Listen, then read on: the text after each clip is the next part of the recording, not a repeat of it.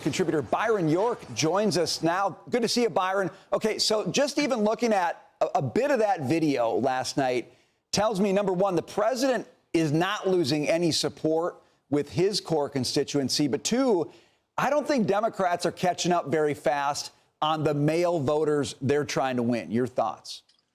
Absolutely true. You know, recently a progressive Democratic research firm called Catalyst did a big study, the most extensive study yet of the 2024 electorate, and they found that Democrats had lost significant numbers of voters in the younger age groups, 18 to 29, also 30 to 44. And among minority groups, they lost big-time numbers of voters in minority groups, especially among the young men in those groups. And so what you saw at UFC last night was kind of the physical embodiment of that Catalyst report. Voters and potential voters, 18 to 29, who are not going to vote for the Democratic Party. They have changed, and they feel that the Democratic Party simply does not appeal to them.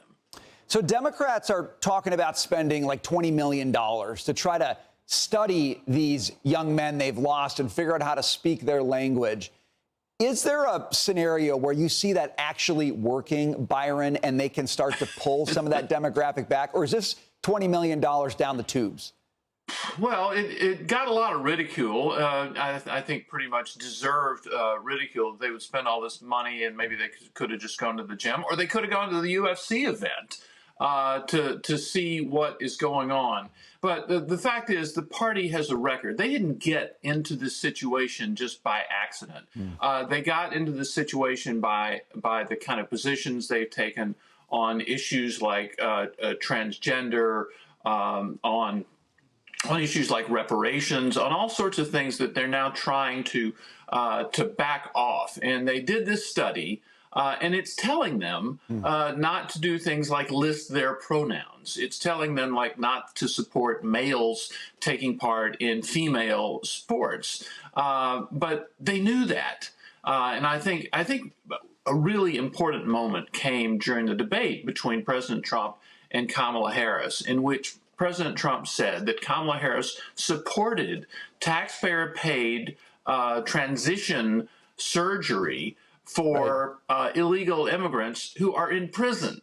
And a number of people, even in the Democratic Party, thought that's just another one of those crazy things that Trump says. It can't be true. Right. And then they found out it was true. Harris had actually put it in writing in a questionnaire with the ACLU in 2019. So the Democrats have a long record of this, and they can't just make it go away. Byron, you've got some of the Democrats who I think are aspiring to the presidency, maybe starting to tack a little bit to the center on some of these things. Maryland Governor Wes Moore says we're not going to do reparations. Gavin Newsom says the transgender athletes, male athletes in female sports, unfair.